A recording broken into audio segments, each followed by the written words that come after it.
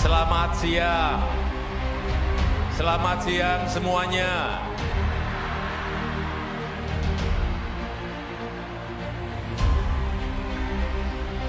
Hari ini adalah puncaknya musrah, puncak musyawarah rakyat Indonesia. Saya ingat dulu pertama kali diadakan di Bandung di bulan Agustus tahun 2022. Dan saya hadir saat itu. Dan saya tahu motivasi apa diadakannya musrah ini. Karena sudah dilakukan 29 kali di lokasi provinsi-provinsi yang berbeda dan bahkan sekali di Hong Kong.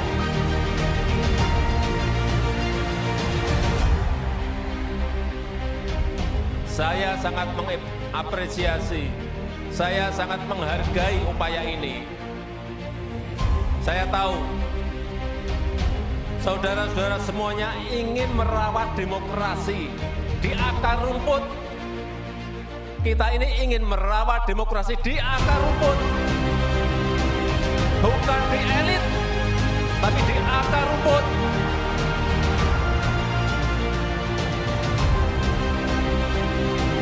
Saya tahu saudara-saudara semuanya ingin menyerap aspirasi rakyat, benar. Siapa sih yang diinginkan rakyat? Jangan sampai keliru.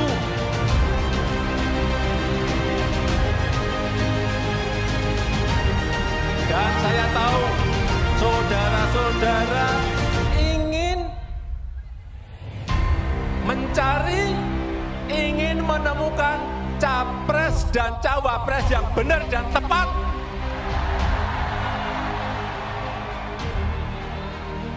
Karena yang kita dengarkan adalah suara rakyat, suara akar rumput, bukan suara elit.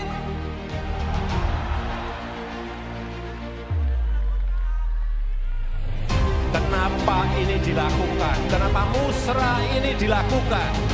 Karena kita semuanya cinta negara ini. Karena kita semuanya cinta bangsa ini.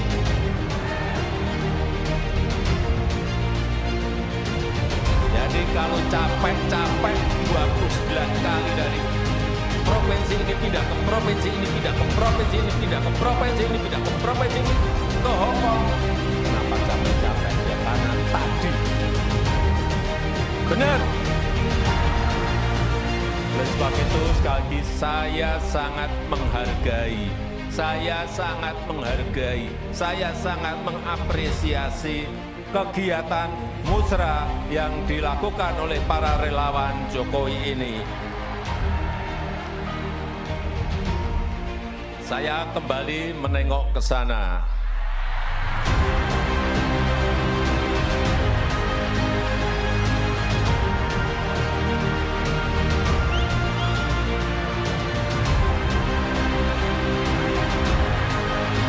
Agak miring sedikit.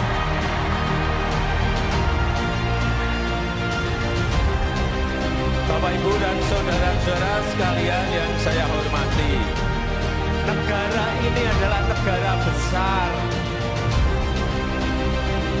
Negara ini adalah negara besar. Bangsa ini adalah bangsa besar. Penduduk kita sekarang sudah 280 juta, kurang lebih.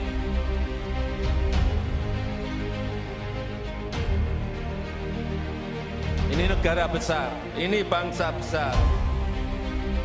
Dan rakyat kita, rakyat Indonesia butuh pemimpin yang tepat, butuh pemimpin yang benar, yang dekat dengan rakyat, yang paham hati rakyat, yang tahu kebutuhan rakyat, yang mau bekerja keras untuk rakyat.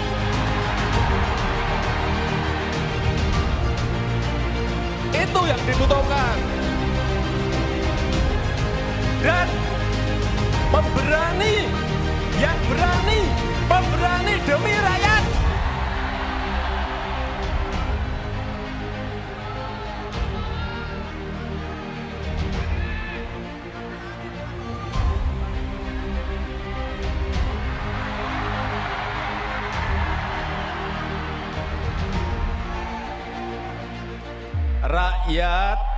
Rakyat butuh pemimpin yang paham, yang ngerti bagaimana memajukan negara ini.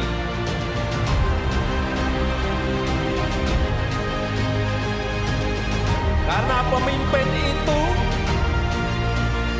harus paham dan tahu potensi serta kekuatan negara ini, kekuatan bangsa ini apa. Dia harus ngerti, dia harus tahu.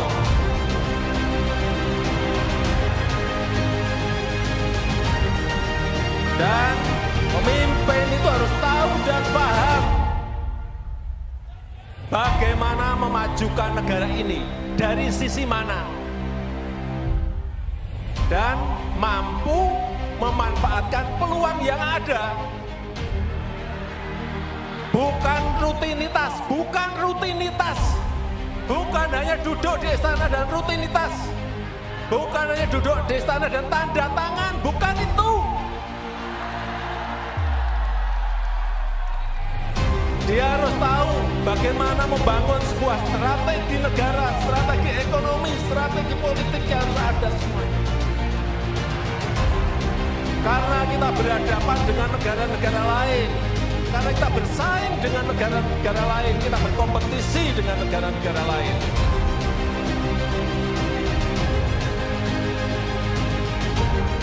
Dan Bapak, Ibu, dan saudara-saudara sekalian yang saya hormati, peluang kita menjadi negara maju, peluang kita menjadi negara maju itu ada dalam 13 tahun ke depan.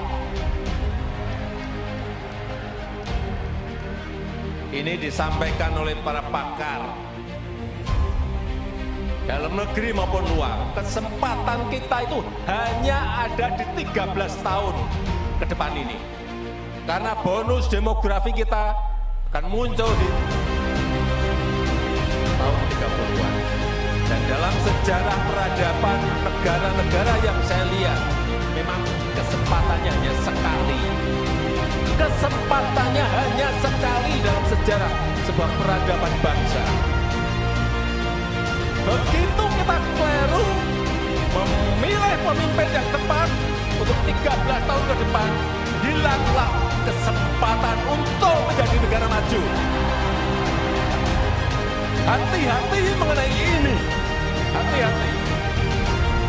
Sejarah, saya pelajari, sejarah di Amerika Latin, tahun 50-an, tahun 60-an, tahun 70-an, mereka sudah berada di posisi negara berkembang. Sudah masuk ke middle income. Tapi sudah 60 tahun, sudah 50 tahun, mereka tetap menjadi negara berkembang. Karena apa? Tidak bisa memanfaatkan peluang yang ada saat itu. Dan mengejarnya lagi sudah tidak ada kesempatan lagi. Ini juga akan terjadi di negara kita.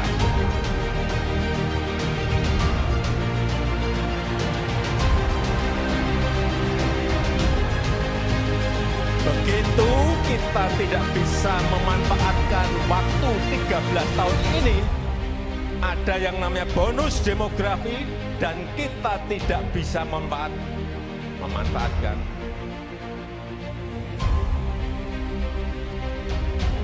Ya, kita akan menjadi negara berkembang. Karena kesempatan itu tidak akan muncul dua kali dalam sejarah sebuah peradaban negara. Oleh sebab itu, sekali lagi,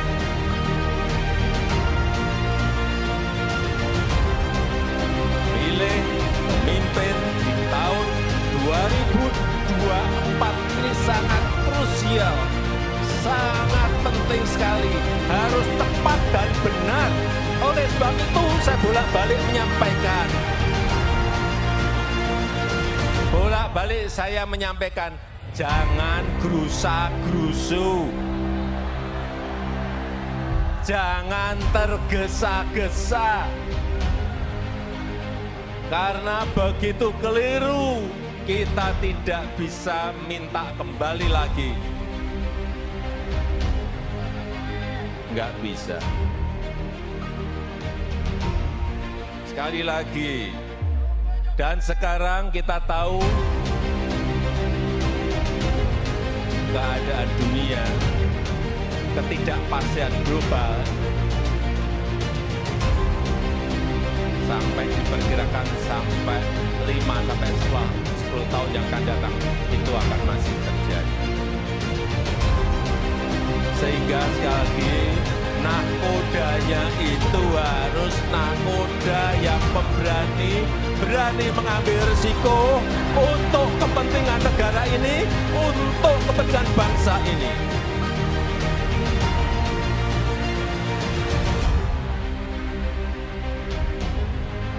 Kita tahu, kita tahu,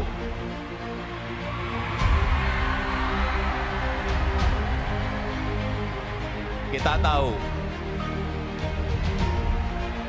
kita tahu, Indonesia, negara kita ini memiliki sumber daya alam yang sangat melimpah, sangat besar.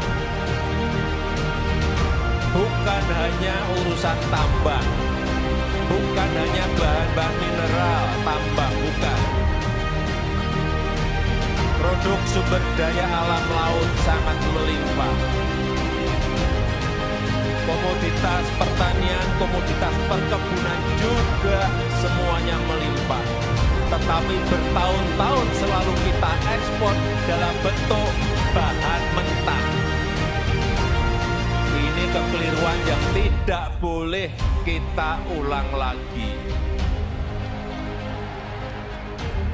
Pemimpin yang akan datang harus berani mengindustrikan bahan-bahan mentah itu. Sehingga hilirisasi itu harus dilakukan apapun resikonya.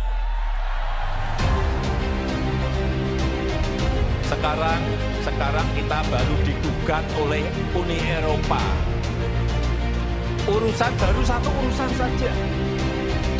Nikel digugat. Pada bahan mineral kita, bahan tambang kita bukan hanya nikel, ada tembaga, ada timah, ada batu bara, ada boksit. Apakah kita mau berhenti karena digugat Uni Eropa? Kalau pemimpinnya tidak berani, pasti mundur minta ampun. Digugat mundur langsung minta ampun. Ya itu enggak, jangan bermimpi negara ini menjadi negara maju. Itu baru bahan satu saja. Belum nanti sumber daya alam laut, belum nanti komoditas perkebunan, belum nanti komoditas perkebunan bukan juga hanya satu, bukan hanya kelapa sawit, ada kopi, ada kakao, ada banyak atsiri, banyak sekali yang masih bisa menjadi sebuah potensi dan kekuatan kita.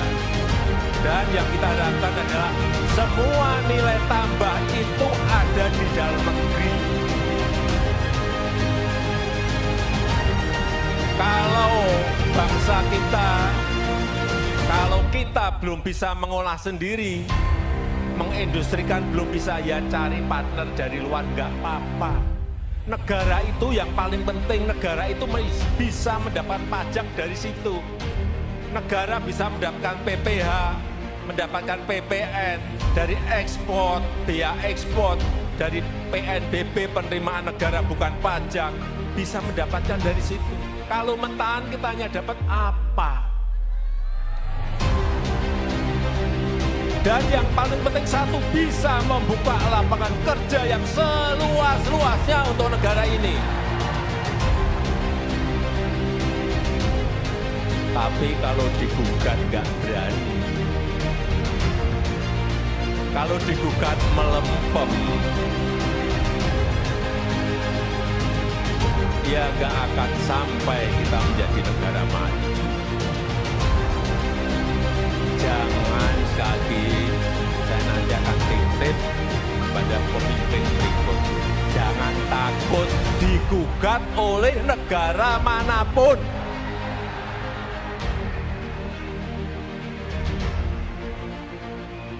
Kalau digugat ya cari pengacara, cari lawyer yang terbaik agar gugatan kita menang. Tapi tahun kemarin, gugatan kita kalah.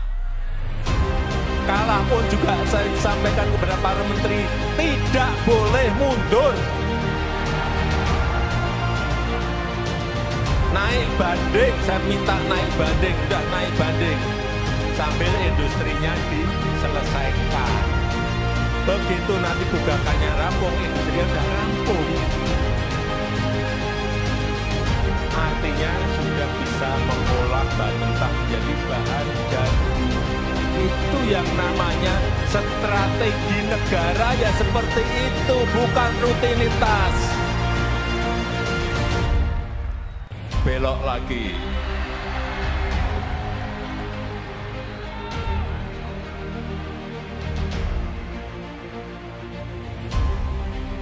Oleh sebab itu, sekali lagi ke depan, negara ini butuh kepemimpinan yang kuat.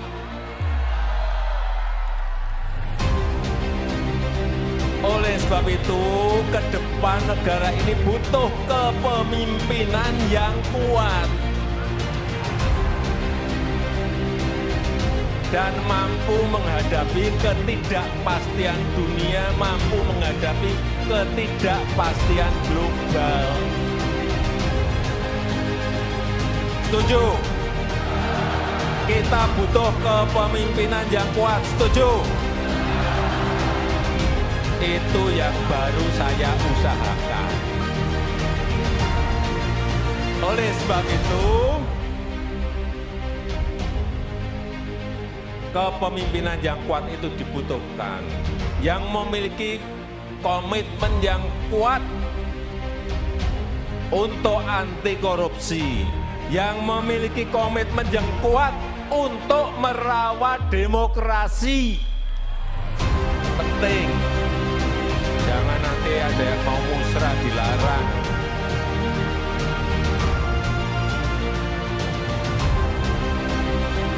Inilah yang dibutuhkan oleh negara kita ke depan. Dan tadi di ruang tunggu para ketua menyampaikan pada saya beberapa nama yang terekam kuat.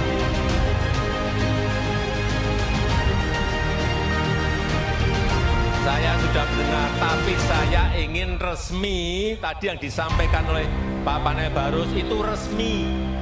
Belum saya buka. Belum saya buka. Jadi saya terus terang, ini harus kita berikan waktu kepada partai atau gabungan partai untuk menyelesaikan urusan capres dan cawapresnya seperti apa.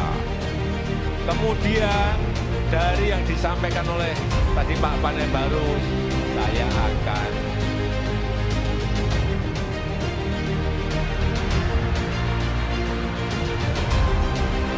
udah tahu kan maksudnya?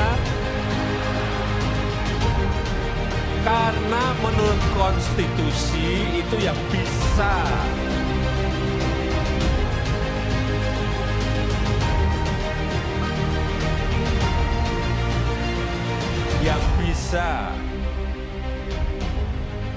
mencalonkan itu adalah partai atau gabungan partai. Betul? Sehingga itu bagian saya untuk memberikan bisikan kuat ada partai-partai yang sekarang ini juga koalisinya belum selesai. Jadi kalau saya ngomong sekarang untuk apa? Itu yang namanya strategi ya itu. Jangan tergesa-gesa, jangan gerusa-gerusu, jangan pengen cepet-cepetan, karena Belanda masih jauh. Tapi sekali lagi saya sangat menghargai apa yang sudah dilakukan oleh Musra dalam menjaring nama-nama yang diinginkan oleh rakyat kita.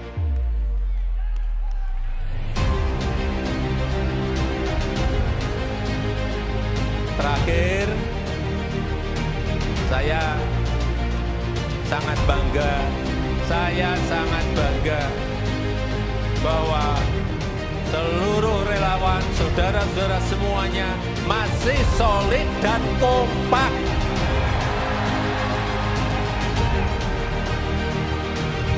Ini penting, karena kalau kita nggak solid dan kompak, kita ini akan dilecehkan, tahu?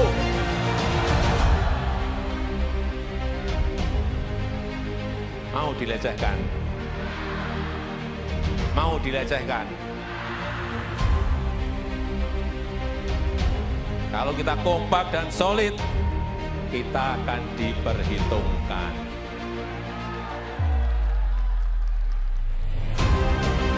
Setuju? Setuju?